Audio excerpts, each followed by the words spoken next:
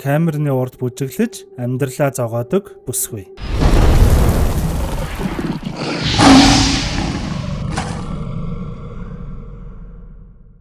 За юу яцхан бамбарнууд минь.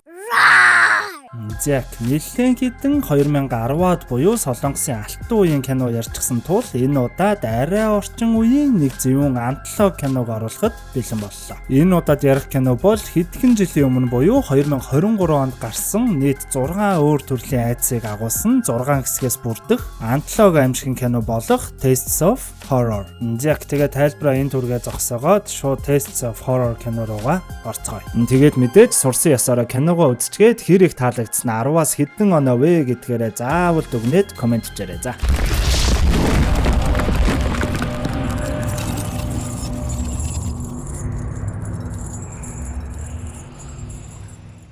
Нэгдүгээр хэсэг Ding Dong Challenge. Ахлах ангийн 3 найз TikTok шиг Ding Dong нэртэй аппликейшн дээр бүжгийн бичлэг хийж дуусангаа хамгийн хөөрхөн Bora гэх охиндоо чи нэрээ K-pop-д хүч үзэлтэй царай бүжиглэх чадвар дуулах чадвар гэж чамд бүгд л байна штэ гэхэд Bora нь өө би тийм юмд нэг сонирхолтой бишээ харин чи л хоббигоо өгөөд гоё том K-pop од болоорой гэд энэ бүлтгэр найздаа хэлэн харин нөгөө найздаа хандан YouTube дээр маш их subscriberтай болоорой гэж ярилцаж харагдана. Охтууд ч хичээлээ дуусган нэгэн газар сууж байхдаа Диди нэртэй сүүлийн үед ихэд од болж буй нэгэн артистийн шинэ клипийг үзэж байхад өнөөх Bora нь юу вэ клипний энэ хэсэг нь яг нөгөө Ding Dong дээр байсан нэг челленж шиг харагдаад байна штэ гэдэл үзэхэд тэр нь шулмын хүсэл гэх нэгэн хүсэл биелүүлдэг бүжгийн челленж л гин. Хүслээ хэлээд энэ бүжгийг яг дөөрөөгаад ганцаараа байхдаа хийвэл хүсэл биелдэг гэсэн. Би л хүслээ хэлээд нэг хийгээд үзсэн чинь миний нэрээ сэвх алга болчихсон сонирн байгааз гэж ярилцаж байхад энэ Bora-гийнх нь дээд ангийн Crash залуу нь гараад ирэх энэ тэр. Bora шууд уц руу залгахад өнөө Crash нь уцаа нэг харснаа авахгүй шууд таслаа тайчих ба цаанаас нь найз охин нь гарч ирээд л хөтөлцөөд яваад өгөх энэ тэр. Мэдээж л Bora охин их л үзэн ядсан шинжтэй л харагдана. Оройч болоход охтууд бүгд л өөр өөрийн хүслээ хэлэн өнөөх челленжийг хийхээр олон да. Бүлтгэр найз нь K-pop хамтлаг бэлтгэдэг лейбл компани шалгаруулалтанд тэнцхийн төлөө. Ютубер найз нь YouTube сувг нь яаж ч 10,000 сабтай болохын төлөө гэж талд хүслээ хэлээл бүжгээ хийж эхэлдэг. Харин өнөөх Bora охин Crash-ийнхаа найз охиныг өхүүлэхийг хүсээд л өнөөх челленжийг ахин нэг удаа хийхэд 주희가 죽었으면 좋겠어요.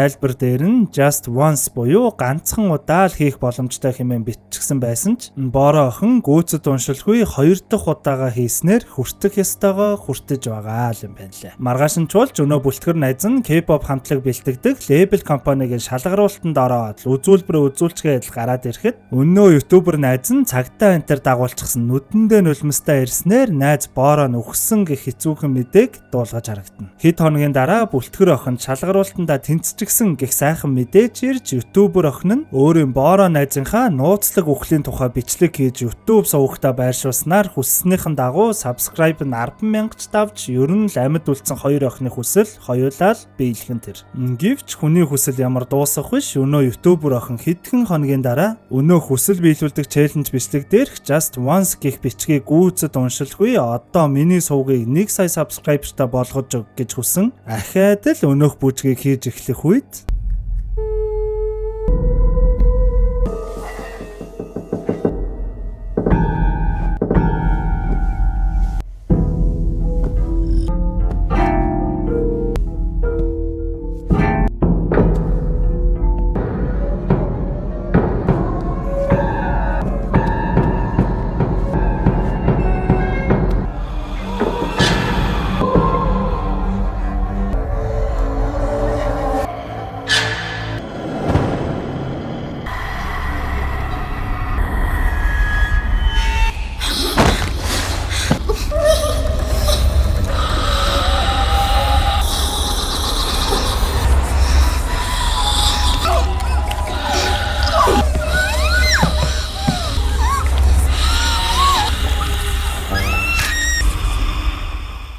Маргааш нь болж ганц амьд үлдсэн бүлтгэр охин нь лейбл компанийнхаа бүжгийн бэлтгэл дээр бусад бэлтгэгчид нартайгаа хамт байж байхад менежер нь орж ирснээр маргааш шалгалт авч та хэдээс нэгийг нь сонгон телевизэн томоохон нэвтрүүлэгт оруулна. Бүгд сайн бэлдээрээ гэж гараад явчихдаг. Мэдээж л бүлтгэр охин ч гэсэн Just Once гэх тэр тайлбарыг гүйцэд уншаагүй тул шууд нөгөө аппликейшн руугаа ороод челленжийг 2 дахь удаага хийж эхэлдэг. Мэдээж энэ охинд юу тохиолдсон нь ойлгомжтой. 2 дугаар хэсэг 4 хөлтэй амтан.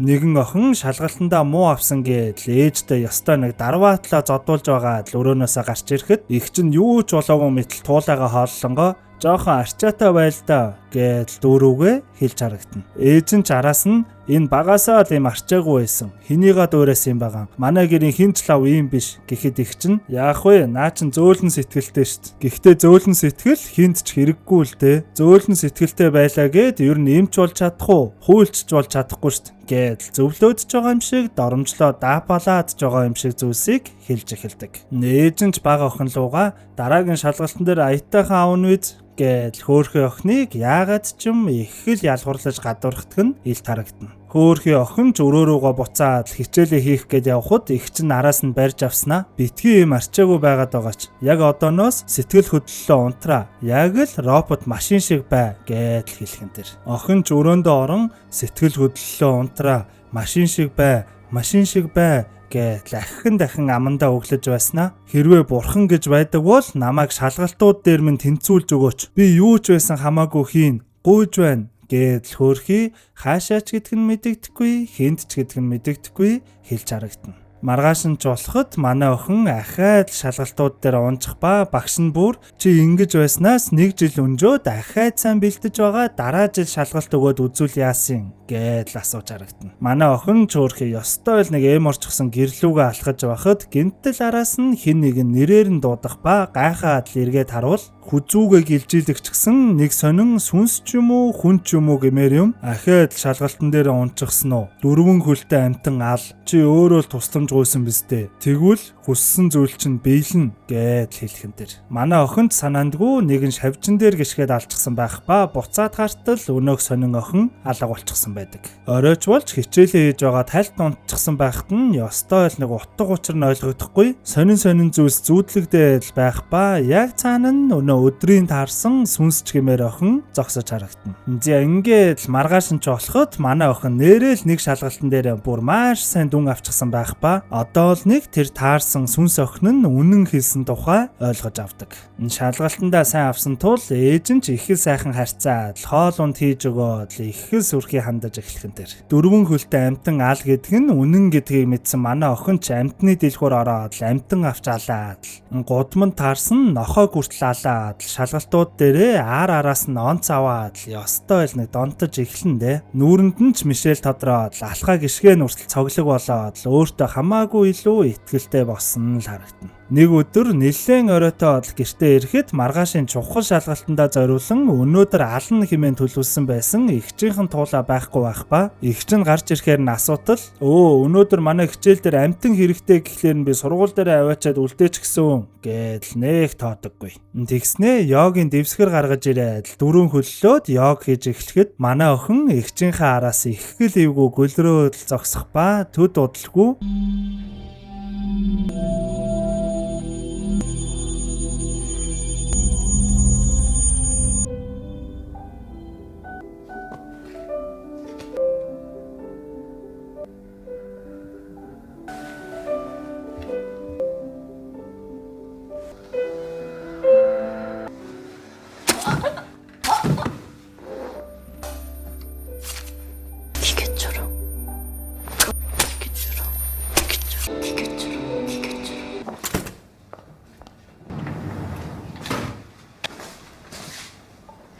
유경아.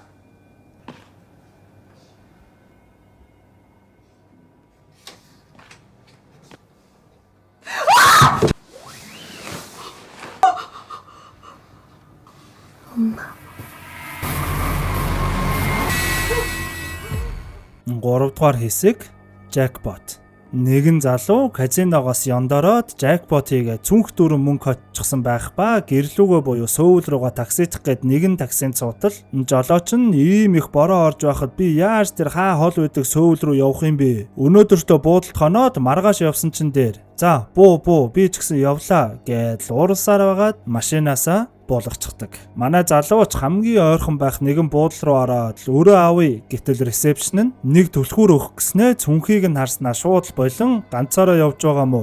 Тэгвэл маа энэ өрөөнд ор гэж өөр түлхүүр өгөөд явуулах нь тэр. Манай залууч хайлт гайхснаа өгсөн түлхүүрийг нь аван буудлынхаа өрөөнд ороод мөнгөтэй цүнхээ тэврээд лөөлж бууг нь харвал ёстой л нэг хагартлаа баярлаж байгаа баярын нулимсэл юм шиг байгаа. Гэтэл гинтэл ханан дээр нь байх зурагны нүд нь хөдлөж эхлэх ба энэ нь өнөөх ресепшн залуу өөрийн өрөөнөөс нууц камераар харж байгаа л болж таардаг. Тэгснээ утсаар нэг найзтайгаа нэг гажиг нөхөр ороод ирлээ. Мөнгө алдсан бах та. Одоо айгүй бол бас амиа хорлож гай болноо. Манай буудал чинь энэ казинотой ойрхон болохоор мөнгө алдсан хүмүүс амиа орлох тохиолдол зөндөө гардыг уу гэж ярилцаж байх ба өөр нэг утсан дуурахад их л сандран аваад шууд л ярвал түрүүний таксины жолооч ах л байх нь тэр.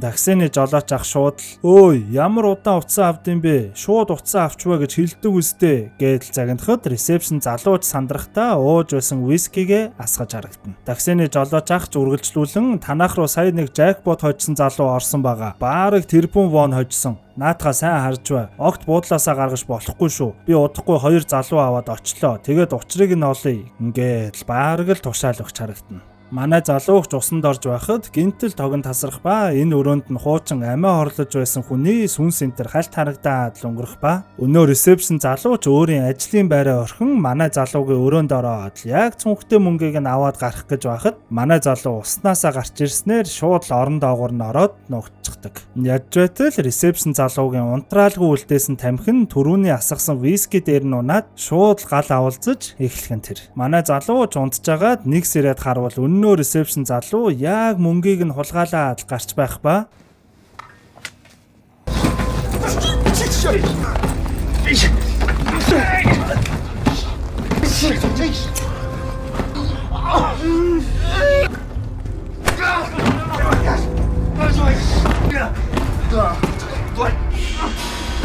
Анна!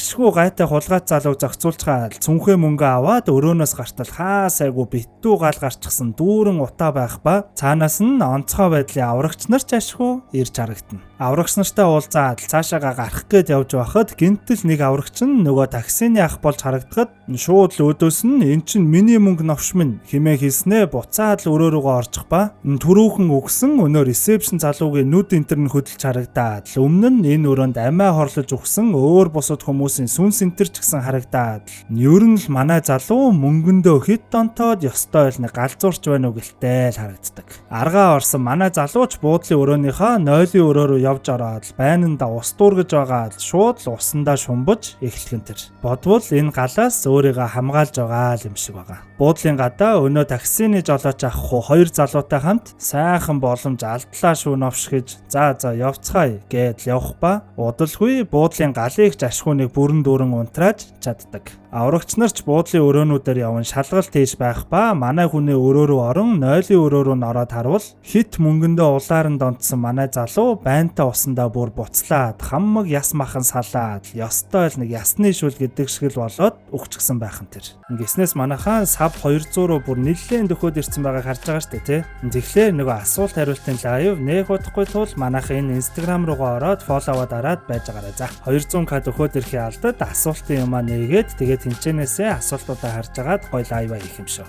За буцаад кинонд орцгоо. 4-р хэсэг оршин суугчдын фитнес зал. Хотгоныхоо фитнес зааланд нэгэн эмэгтэй шөнийн 11 цагт бэлтгэл хийж байхад манайхаар бол хотгоны сөөхийн дарга нь харуул дээр ирэн хөөе фитнес заалын гэрлийг шөнийн 10 гэж унтрааж өгье гэж ярилцсан мэт. Эсвэл илүү гарсан тогны төлбөрийг таны цалингаас хасах юм уу гэж их хэл дээрэнгүү хэлж харагдана.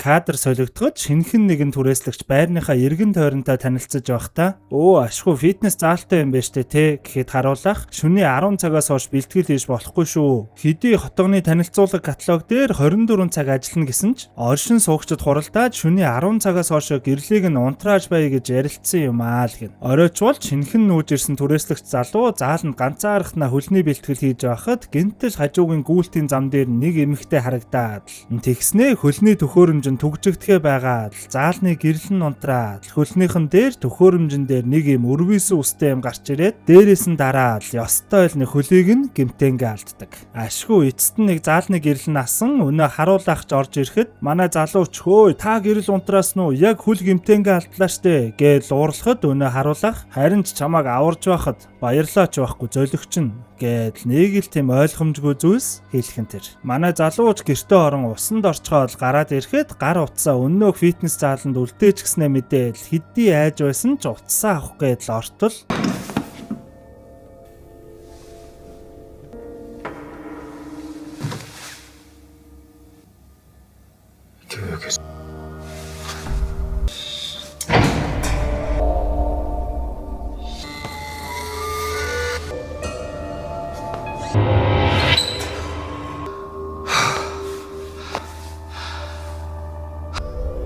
나 왜 이러냐.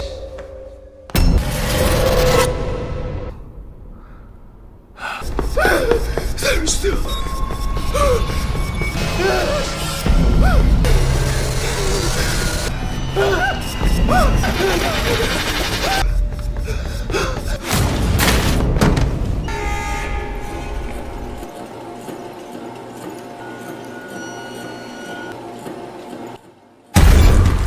Энийг нь камераар харсан өнөө харуулах хоёр ч хүн өгчглээ. Одоо яах вэ? Гэтэл өнөөг сөөхийн дарга яах юу эдийн? Юу ч олоогүй мэ тавдаар. Байрны үн унуул яах юм? Та гэрээгээ сунгаж ажилтай бай гэвэл зүгээр л амаа хамхиж яв гэж бас л өдөөс нь аашилж гарна. Яг үнэндээ хэсэг хугацааны өмнө энэ хэсгийн эхэнд гардаг оршин суугч эмэгтэй шөнийн цагаар бэлтгэл хийж байхад энэ сөөхийн дарга нь бас л уурлан гэрэл унтраах цаг болчихсон байна. Унтраа гэж ууралсан ба харуулахч гэрлээ унтраахад гүйлтийн зам дээр гүйж байсан эмэгтэй хөл алдаж унаад үс нь гүйлтийн замтай орооцолдсноор өгсөн л юм байна лээ. Тэгээд тэр эмэгтэй сүнс нь саяны залууг хаалсан л гэсэн үг. Кадр солигдоход өөр нэг залуу яг л өнөө фитнес зааланд орчихсон бэлтгэл хийж байх ба утсан дээр нь ээж гэсэн дугаараас дуудлага эртэл ээж нь өнөө хааштай сөөхийн дарга игч болж таардаг. Сөөхийн дарга игч миний хүү дөнгөж ирчгээд ийм орой бол шаагуур яваад байгаа юм бэ гэхэд хүүн ээж би хотгоны фитнес зааланд байна. Би Америкт байхдаа өдөр болгон бэлтгэл хийдэг байсан та мэднэ штэ гэж хэлэхэд ээж нь ч үхтлээ сандран наанасаа хурдан гар гэж орилсоор л хоцордог. Хүүн ч ээжээгээ тоолохоо уцаа тасалчгаад бэлтгэлээ үргэлжлүүлээд хийж байхад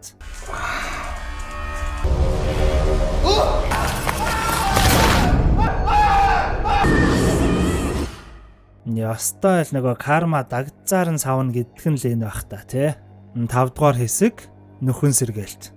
Нэгэн эмэгтэй түрэгний тэрэг дээр их хэл хүнд байдалтай явж байх ба хальц ирээд л өөрийгөө хартал хоёр үлэн тасарчсан харагдсан тул шокроод жаал орилж байгаад буцаад л ухаалдаад унцдаг. Нэг сэрхэд ганцаархнаа бүр шокийн байдалтай нэгэн хоосон өрөөнд сэрэх ба гяс хөлөө харуул ашгүй нэг бүрэн бүтэн л байхан тэр. Хөдөлж чадахгүй энд хүн байна уу гэж орилоход хаанаас ч юм 2 дугаар хэсэг рүү орцгоё. Дугаар 27 ихэл гэд хальт цөөрэ сонсогдоод л мань эмэгтэй ахаад л ухаалдаад унцдаг. Ахин нэг сэрхэд гинтэл дээрээс нь бөөн лабораторийн туршилтын цагаан хархнууд энтер унж ирж харагдах ба удалгүй өөр нэгэн цагаан хувцастай зааварлагч эмэгтэй орж ирээд л ойлгомжгүй зүйлс араас нь ярьж эхэлдэг. Энэ бол нөхөн сэргээх төв. Чиний ажилдаг байсан эмийн үйлдвэрт гал гарan чи маш аюултай бэртсэн. Бэртлийн улмаас чиний тарих хэсэгтэй ажиллагаанд оголдож унтарсан гэсэн үг. Нэг ёсондоо бол чиний тарихнаас команд тогтоомд ирэхгүй байгаа тул биеэ хөдөлгөж чадахгүй байгаа юм. Чи энэ нөхөн сэргээлтийг хийхгүй бол бүхэлдээ дууслаа л гэсэн үг. Тэр цагийг хар 0 болохоос өмнө чи нөхөн сэргээлтээ заавал хийх ёстой. Үгүй бол чи шууд дуусна. Тархиараа биеэ өдөрдөж тэр гүйлтийн зам дээр гүйх хэрэгтэй. Баг багаарч хамаагүй тасралтгүй тэр зам дээр гүү. Нөхөн сэргээлт 3 үе шаттай явагдах ба чи энэ цагтаа амжиж 3 үе шатыг дуусгах ёстой гэж нэг л сонин ойлгомжгүй зүйлс хэлчихэд гараад л явчих ба хамгийн хэцүү нь манай энэ эмэгтэй өөрт нь яг юу болсон тухай бүр огт юу ч сандаггүй. За ингээд юу ч гэсэн тэр гүйлтийн зам дээр гүйх ёстой гэдгээ ойлгосон манай хүн ч ёстой л нэг чадлаараа л гүйх гэж үзэх ба өнөөх цаг нь 39 цагаас доошоогоо гүйсээр л бахан тэр.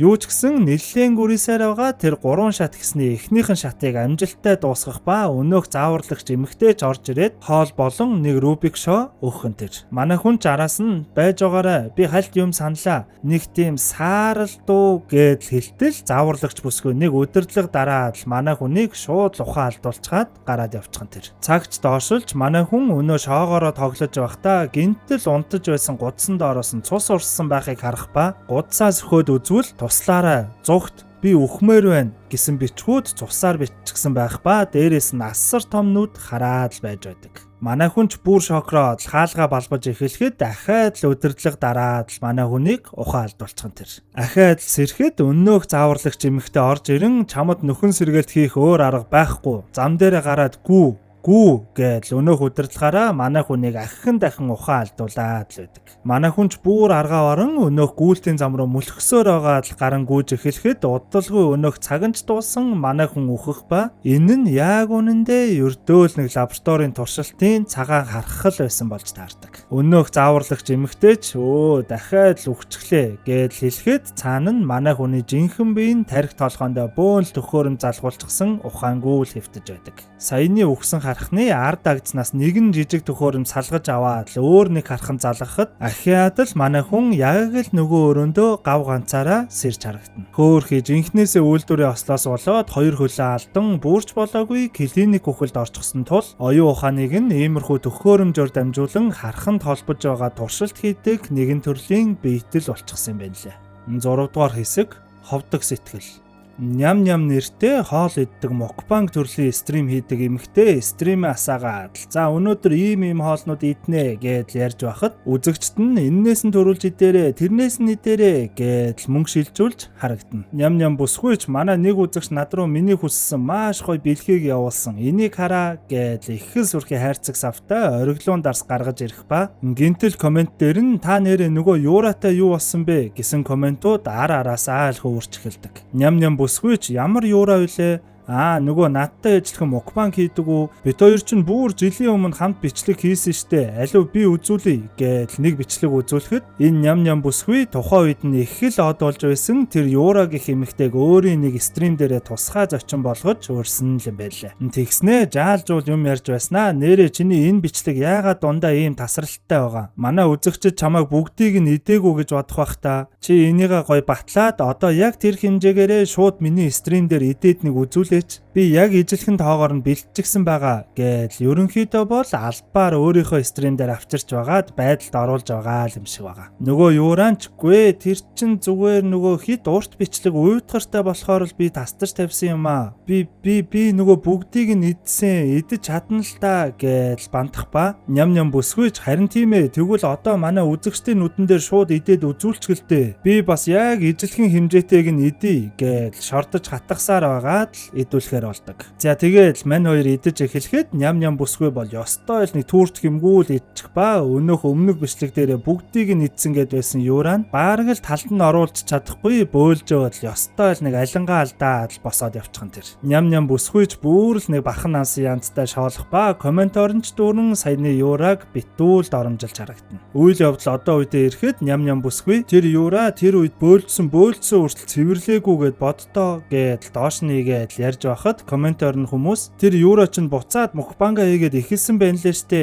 гэж баараг л ховж ивзөөж харагдана. Ням бүсгүйч пэх тэр юура бас л ичдгүү хүүхэн юм аа гэж ярьж байхад яагаад ч юм гинтэл тэр юурагаас нь яг одоо онлайнаар хамт стримийн хүсэлт ирхэн тэр. Мань ням бүсгүйч юу вэ? Би одоо энэнтэй юу? бит хоёр шал өөр төвшнийх гэдгээ хэдийнэ харуулсан штэ гэж байж байхад комментоор нь дүүрэн яа тийм бэ инвайтыг нь ав ахаа тэр нөхөрт хичээл заагаад өг гэж комментууд араасаа цуварч эхэлдэг. Гэтэл гинтэл нэлээ мөнгөтэй байнгын үзэгчээс нь шууд 500,000 вооны донешн орж ирэн урилгыг нь авчгаа сонирхолтой байна гэснээр аргагүй ирэхэнд за би урилгыг нь авъя гэхдээ эхлээд бүжгээ хий гэснээр гадуур уцаа тайлаад камерныхаа урд бүжиглээд л эхэлдэг. Мэдээж л бүжгийг нь үзэж буй үзэгчд нь битүү мөнгө шилжүүлээстэй л байдаг. За ингээд л өнөө юурагийн урилгыг нь аваад л ороход өнөөх нь нүүр амаа их сүрхий будаад хиймэл ус зүүчгсэн ням ихчээ сайн уу урилгыг минь авсанд баярлаа уулзалгүй удсан байна шүү гэж юу ч болоогүй мэддэг. Ням бүсгүйч мэдээж өөдөөс нь сайн уу чиний бие хаад ажгүй юу олигтой идэж чадах биш ийм төрлийн контент хийхээ болсон чин дээр юм биш үү гэж бас л хурган үг шидээстэй л байдаг.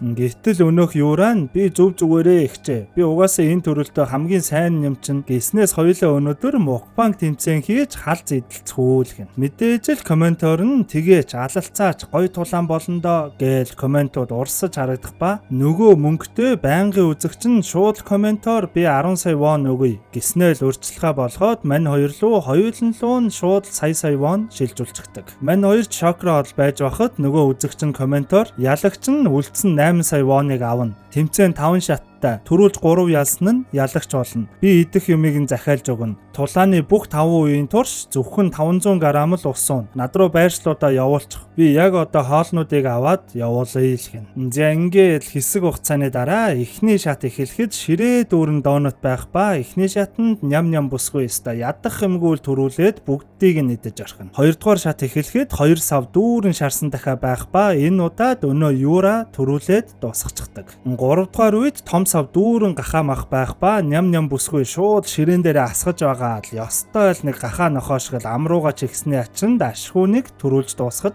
чаддаг. 4-р үе эхлэж ширээ дүүрэн саалман байх ба энэ удаад ням бүсгүй баг зэрэг эвгүүтэж эхлэж өнөө юура төрүүлж идэж дуусгаснаар 2 оролцогч 2 оноотойгоор тэнцдэг. Ингэж шийдвэрлэх 5-р үе эхлэхт өгөхөд өнөөх юура үзэгчдтэй хандан манайхаа жоохон уйтгартай байна уу? Тэгвэл би нэг гоё бичлэг үзүүлье гэж нэг бичлэг тоглуулахад жилийн өмнө энэ ням бүсгүй юураг альбаар студидд дуудаж авчраад лайв стрим дээрээ доромжлон араас нь бүр зодож нүдсэн тухай бичлэг байхан тэр. Мэдээж л ням бүсгүйг үдсэн ядсан комментууд ёстой л нэг араасаа урсаж эхэлдэг. Яг ингээд шийдвэрлэх 5-р үе эхлэхэд 2 оролцогчийн урд тус бүр 4 билүү байх ба 2 оролцогч ёстой л нэг байдаг бүх чадлаа шавхаа л амрууга жигхэж гарна да. Өнөө юура бүр юу ч болоогүй мэдл инээд алдан идсээр байгаа л дуусхан тэмцээндээ ялахад ням бүсгүйч бүр хахаж үхэнгээ алдаад өнөөх 500 г усаа дуусхангуудаа тэмцээний дүрмээ зөрчин өнөө нэг үзэгчээсээ ирсэн гэд байсан ориглон дарсан аваад шууд уучхан тэр. Хамгийн заваа нь зүгээр ялагдаа зогсохгүй шууд бүр бүх үзэгчдийнхээ өмнө бөөлжж байснаа хүчээр шууд стримээ онтраачхан тэр. Бүтэн жилийн дараа өшөөгөө аван том ялалт байгуулсан юурад нөгөө мөнгөтэй үзэгчээс нь үлдсэн 8 сая вон орж ирэх ба ялагч юураа үзэгчдтэй хандан бүх үзэгчдтэй баярлаа. Мөнгө илгээсэн намайг дэмжиж байсан хүмүүстээ бүр их баярлаа. Яг үнэндээ жилийн өмнөх тэр бичлэгний дараа би маш хүн дээр өвдөөд эмнэлэг орсон. Гэхдээ би бууж өгөхийг хүсээгүй. Би бүх мөнгөө зарцуулаад хагалгаанд орсон. Ням ихчийг бас битгий тэгэж их буруутгаарай. Тэр ориглон дарсыг нь дотор нь гүйлэгдэг юм хийгээд би нэрээ нууцлаад явуулчихсан юм. Жилийн өмнө би маш их доромжлуулсан ч одоо ингээд сууж байгаадаа маш их баяртай байна. Өө юу вэ? Ням ихч түргэн дуудаад эмнэлэг явчихсан юм уу? Гэж комментуудаа уншин үзэгчтэйгээ ярилцаад сууж байхад яг үнэндээ энэ юурагийн ар нуруу нөл хагалгааны сорив. Камерт харагдахгүй биенийх нь доод хэсэг нь ёстой л нэг гахаа шиг болчихсон сууж буй дүрслэлээр кино маань дуустдаг. Хаммаг мөнгөө зараад эмнэлэгт хагалгаа хийлгсэн гэдэг нь энэ бие болон ходоодоо томруулах хагалгаа хийлгсэн л болж таардаг. Ингэн барин өшөөгөө авсан гэхлээр бас шарттай уухан байгаа юм шүү. Тис өөр 6 айдас гэхлээр өөр мэдрэмж аваад бас л гоё байгааз. Манайхан тэгээд яг аль хэсэг нь илүү таалагдсан гэдгээ комментаар заавал бичээрэй. За. Яг тэгээд дараагийн кино нэх удахгүй орохдол манайхан юу ихэ мэдчихэж байгаа штэ тий. Лайк сабаа дараа сүсгэлээ сууж байгаарай.